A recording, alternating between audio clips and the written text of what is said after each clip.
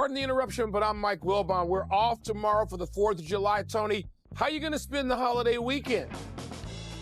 Tony Kornheiser golfing, napping, confiscating pickleballs. Not a fan of pickleball. Not me. No, not a big fan. But you know what, though, Tony? Welcome to pickleball. Go ahead. Who has more Achilles injuries? The NBA in the spring or pickleball every week? If you look at a pickleball court, somebody over the age of 60 is going down in a heap once an hour. Welcome to PTI, yes. Boys and girls. Today's episode, Clayton Kershaw's historic strikeout, USA's win over Guatemala, and Patrick McEnroe joins us from Wimbledon for 5 good minutes. But we begin today with the Los Angeles Lakers finally getting a big man. They signed former overall #1 pick 7-foot Deandre Ayton to a 2-year contract. Ayton had just been released by Portland, where he had played the last 2 seasons. He averaged 14 points and 10 rebounds for the Trailblazers this past season, playing just 40 games. Wilbon, what does this do for the Lakers, and how does it affect how you see the West? It improves the Lakers, and it probably does more specifically for Luka Doncic than LeBron. I mean, Doncic, is, vocal and has been in management situations where he played in Dallas and now the Lakers about the kind of player, Ayton, who he really can tag team with and take advantage of. A lob threat at the rim. We hear that. Ayton's defense is spotty. He can be a rim defender. He can be a lot of things, but he can also just take nights off. We saw that even when Chris Paul had to go to the, I'm going to use this jockey phrase, to the whip hand and really press him to get them to the finals in 2021 when the Suns got there, and that was the best of Ayton. But you had Chris Paul really riding him to get there. I don't know. Is Luka that guy? Can Luka do that? LeBron can do that. But who's going to get that out of Ayton? Are they now even with Oklahoma City and Houston? And no, they're not.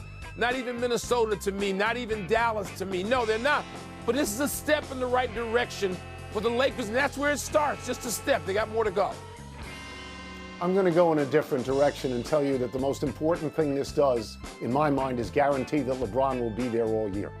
LeBron James now finally has a big man who will play like a big man, not drift out there and take threes. That's what they were lacking last year. Luka Doncic was their #1 rebounder.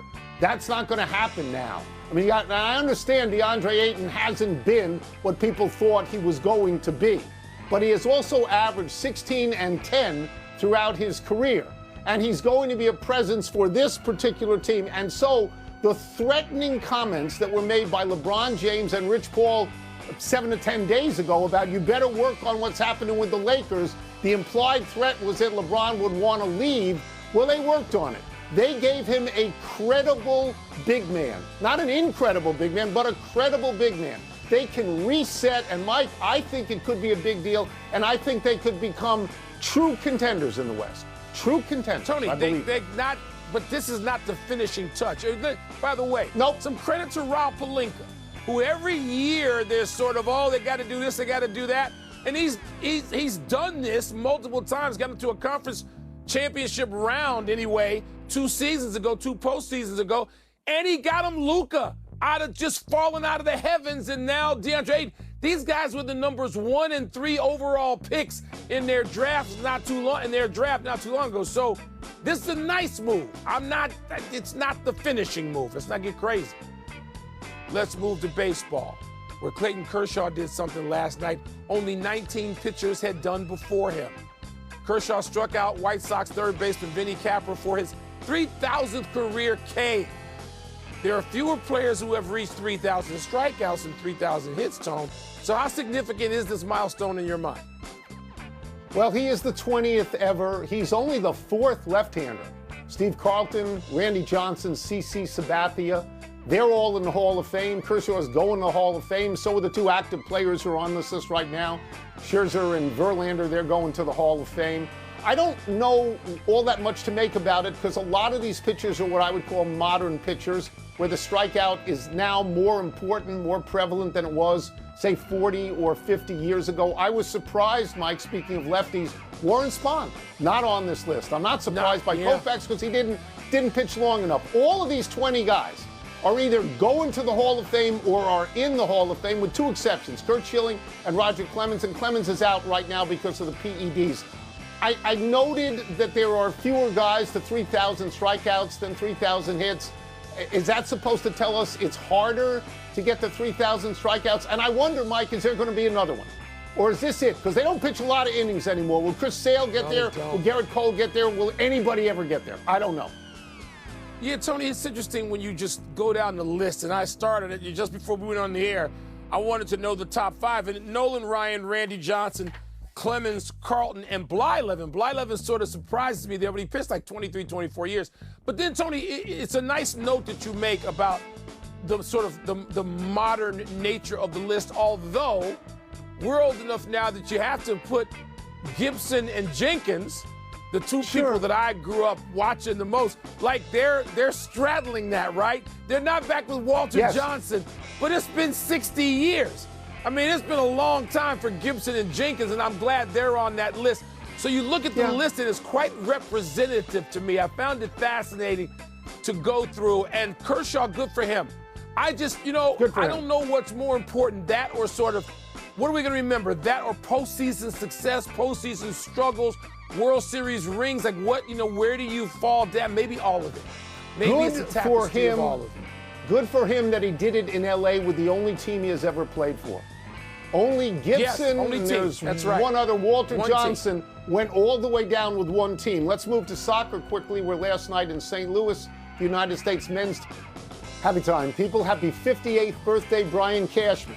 Sneaky young, considering Cashman has been the general manager of the New York Yankees since 1998.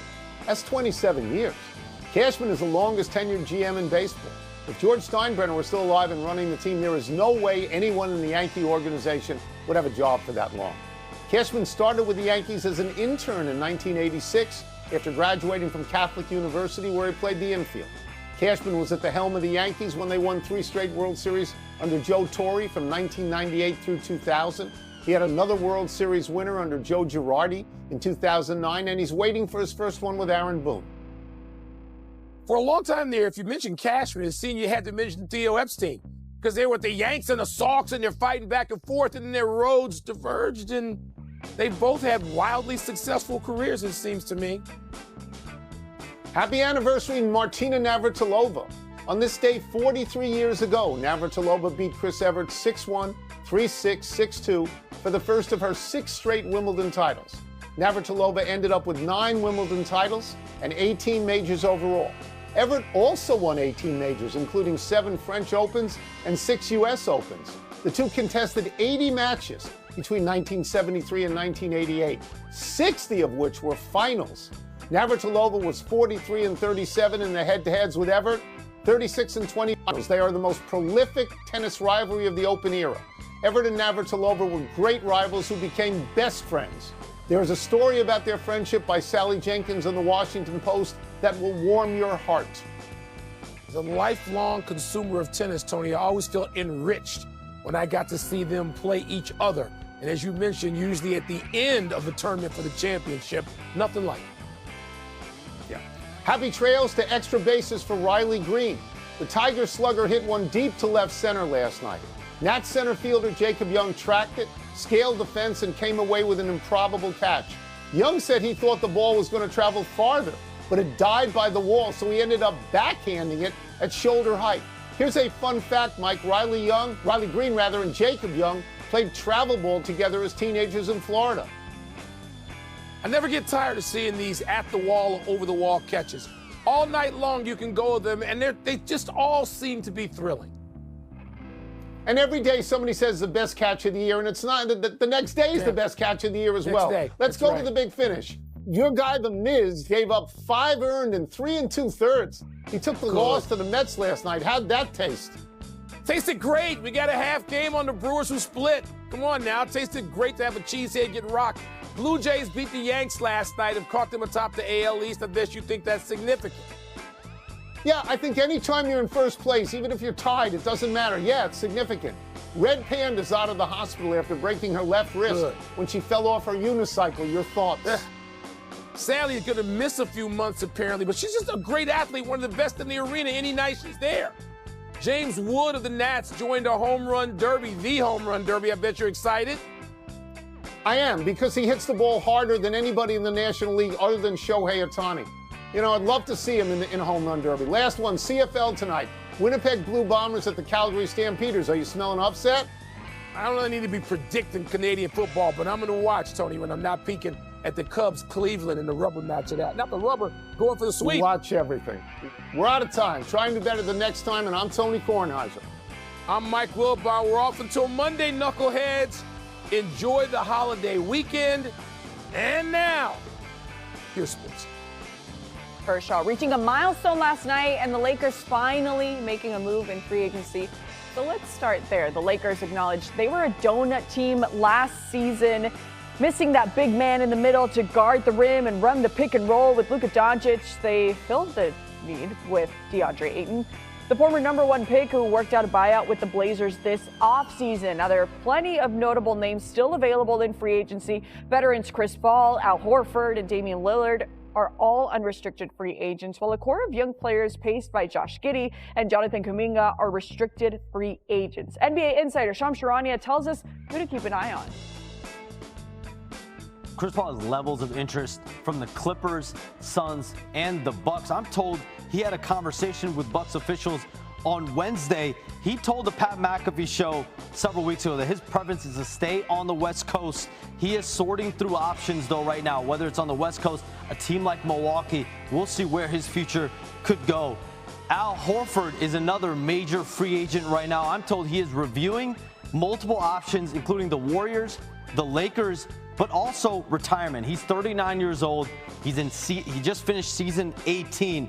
I'm told it would be a surprise if he makes a final decision by this weekend. He certainly earned the right to make a decision at his own time. I will say, though, that the Warriors are hopeful about where they stand in all this if Al Horford decides to play again. This is the best of a bad situation right now, I think, with Mike Brown. I think, you know, it's felt like it was going to be impossible to win the press conference and win the announcement once you get rid of somebody like Tibbs. Is that it's no longer about, hey, just do the same thing they've done, which is back-to-back 50-win seasons, reach the Eastern Conference Finals. Now it's more. Now, to me, the expectation is the NBA Finals. Definitely steps into a finals or bust type of situation. That's the expectation of the ownership, of the front office. It's finals or bust for them. They have built themselves out of what was nothing into a team that really, now you consider them a championship contender, which is something we haven't been able to say about this franchise in a quarter century. The problem is if it's finals or bust and you have a coach that is not as tied to the management as the previous coach, even though this coach and Mike Brown is more accomplished than the previous coach, I'm nervous on Mike Brown's behalf that there's going to be a quick hook. You know, they say New York fans are the most educated basketball fans. I say most emotional. They act like Mike Brown's a scrub. The guy has won 4 championships under some good head coaches there. I know, but that's a high-pressure situation. 50 years of no pressure to try to get back to an NBA championship. But speaking of, this is an educated reporter, an educated fan, Tim. I don't know who you support. Tim Bontemps joins us now for more. Tim, you weren't in that montage because we want to get your reaction here and now. And you covered the Knicks for a long time. What have you heard from around the team about expectations surrounding Mike Brown? I was going to say I was briefly insulted because I wasn't on there after being on TV all morning. But no, look, obviously the Knicks fans and the New York City in general is obviously desperate to end what is now, as you said, Christina, a 52-year championship drought for the Knicks going back to 1973.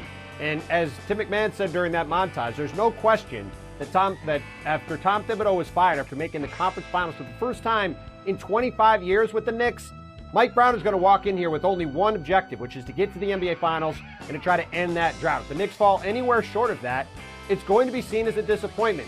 But to Brian's point about the emotional nature of Knicks fans, I want to take everybody back to 1995 when the New York Yankees, coming off making the playoffs, fired Buck Showalter, a very popular manager, under an unpopular owner at the time in George Steinbrenner, similar to James Dolan, an imperious guy. And they went and hired Joe Torre, a guy who was 55 years old, like Mike Brown, who had coached in 3 stops before, like Mike Brown, and who had not won a championship before, like Mike Brown. And at the time, to Brian's point, he was called Clueless Joe on the back page of the Daily News. That was seen as a terrible hire. There was no way it was going to work. And the outcome of that was 12 straight trips to the playoffs and 4 championships. Now, I'm not saying Mike Brown is going to lead the Knicks into the next dynasty in the NBA, but it is a sign that he is an accomplished coach and he's inheriting a team that's got a chance to win, and now he's got an opportunity to try to do so. Yeah, certainly accomplished. I mean, he's former two-time Coach of the Year there in the NBA. So we talked about coaches. Let's talk about some of the players, because there's still a number of important free agents available. Who you got your eyes on, Tim? To me right now, Brian, the number one free agent on the board is restricted free agent with the Golden State Warriors, Jonathan Kuminga, who's in a fascinating situation. We saw in the second round of the playoffs when Steph Curry was out with an injury. Kuminga was a big-time scorer in that series against the Minnesota Timberwolves. He showed in the playoffs that he can have an impact in games in the postseason.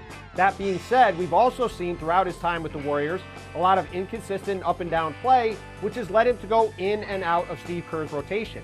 And Jonathan Kuminga, as a result, as a wing with the athletic gifts that he has, is really a Rorschach test for NBA talent evaluators, a guy that some people can see and look at and say that he's going to be an all-star, and others that aren't a huge fan of his game.